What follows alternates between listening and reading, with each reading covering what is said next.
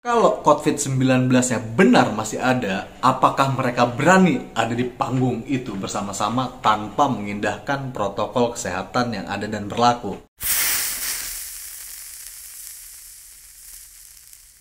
Halo, Assalamualaikum warahmatullahi wabarakatuh. Gue Bramanti, welcome back to my channel. Oke kawan-kawan, kali ini gue juga mau ngasih tahu kalau Bramanti Channel mulai hari ini berganti nama menjadi Kata Hukum. Jadi bukan kata gue lagi nih, Kata Hukum. Dalam kesempatan kali ini gue mau ngebahas tentang pembatasan sosial berskala besar. Bang, kok kenapa sih itu mulu yang dibahas? Kan pembatasan sosial berskala besarnya belum berakhir, masih terus berlanjut, bahkan diperpanjang. Tetapi lagi-lagi kita dibuat heboh sama kelakuan pemerintah. Tahu kan kemarin habis bikin konser penggalangan dana yang dilakukan oleh BPIP bersama PNBP dan juga MPR.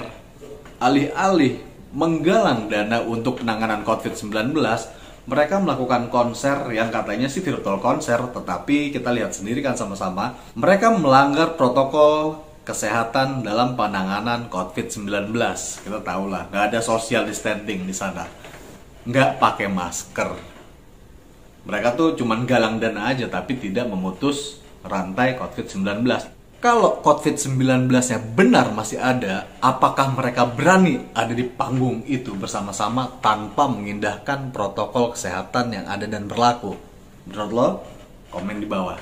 Kalau bener COVID-19-nya masih ada, gua rasa mereka adalah orang-orang yang sangat ketakutan dan sangat menutup diri untuk melakukan kerumunan-kerumunan tersebut karena takut tertular COVID-19. Komen di bawah. Menurut kalian, apakah tepat mengadakan konser di tengah bulan suci Ramadan di saat banyak umat muslim dilarang melakukan ibadah secara berjamaah? Penggalangan dananya sih bener, niat baiknya sih bener. Oke, gue setuju, gue dukung banget niat baiknya. Cuman kan tidak tepat nih waktunya. Malah isunya katanya nih perayaan 100 tahun ulang tahun Partai Komunis Indonesia. Bener nggak tuh? Mudah-mudahan hoak ya. Kawan-kawan tahu nggak siapa dermawan yang mau membayar motor seharga 2,5 miliar dalam acara lelang tersebut? Beliau adalah Bapak Muhammad Nuh, yang katanya seorang pengusaha asal Riau, tetapi belakangan beliau sedang diperiksa pihak yang berwajib karena belum juga membayar motor di acara lelang tersebut.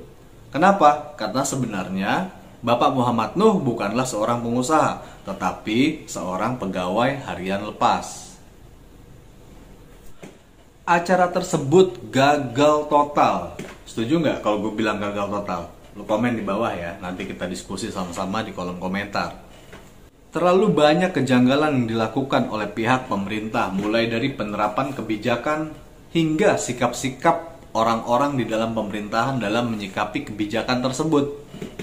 Misalnya, ya kayak tadi, konser tadi kan jelas-jelas melanggar protokol kesehatan dan juga sungguh memberikan contoh yang tidak baik terhadap rakyat dalam penanganan COVID-19 dan lain sebagainya. Jadi jangan salahkan rakyat apabila tidak percaya terhadap pemerintahnya. Sepertinya rakyat sudah tidak takut terhadap COVID-19. Mereka mulai jenuh dengan kebijakan-kebijakan pemerintah yang kayaknya sih lagi bohong-bohongin rakyat nih. Penerapan PSBB entah pemberlakuannya sebatas apa sih. Bandara juga mulai penuh tuh. Tetapi masjid dan rumah-rumah ibadah sangat diperketat penjagaannya. Sepertinya pemerintah sedang menjauhkan rakyat dengan Tuhannya. Tim medis mulai frustasi. Ya, kalau kita jadi mereka juga mungkin kita akan frustasi. Satu, karena rakyat juga udah semakin gak bisa diatur. Yang kedua, kenapa rakyat gak bisa diatur? Karena pemerintah membuat kebijakan yang gak jelas arahnya mau kemana. Timbullah tuh hashtag Indonesia terserah.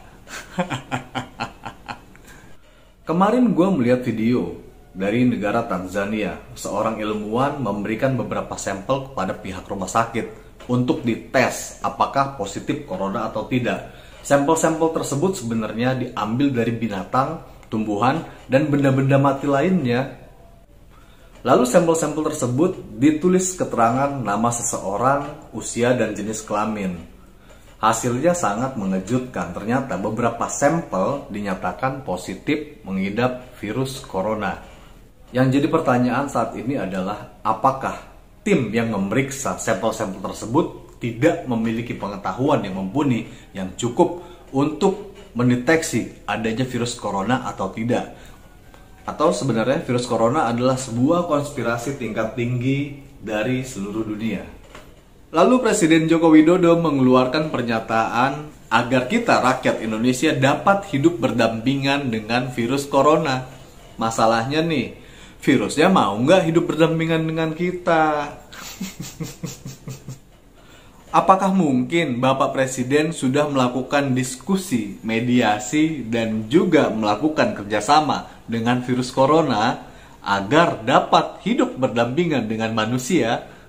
Jika virus corona dapat hidup berdampingan dengan manusia, sepertinya sebentar lagi virus corona akan mendapat sanksi tegas. Karena sepertinya virus corona di Indonesia sudah melanggar kode etik sebagai virus. Karena virus seharusnya menjadi musuh manusia, tetapi tidak hidup berdampingan dengan manusia.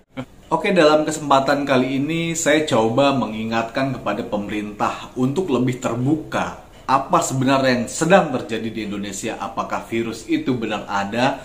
Bagaimana penyebarannya dan bagaimana penanggulangannya? Lalu hasil apa yang sudah kita peroleh sampai saat ini? Dengan kebijakan-kebijakan yang telah dibuat, pekerjaan tim-tim medis, dan apa yang dibutuhkan tim medis saat ini, kita sebagai rakyat siap membantu apabila dibutuhkan. Jangan jadikan COVID-19 sebagai alasan untuk pemerintah mengeluarkan kebijakan-kebijakan yang menyerap banyak anggaran seolah-olah untuk penanganan COVID-19. Tetapi kita rakyat tidak tahu arah kebijakan itu kemana. Menggelontorkan dana ratusan triliun, tetapi tidak jelas peruntukannya untuk apa, kemana, dan kepada siapa. Penanganan COVID-19 semakin tidak jelas, rakyat semakin merasa dibohongi oleh pemerintahnya.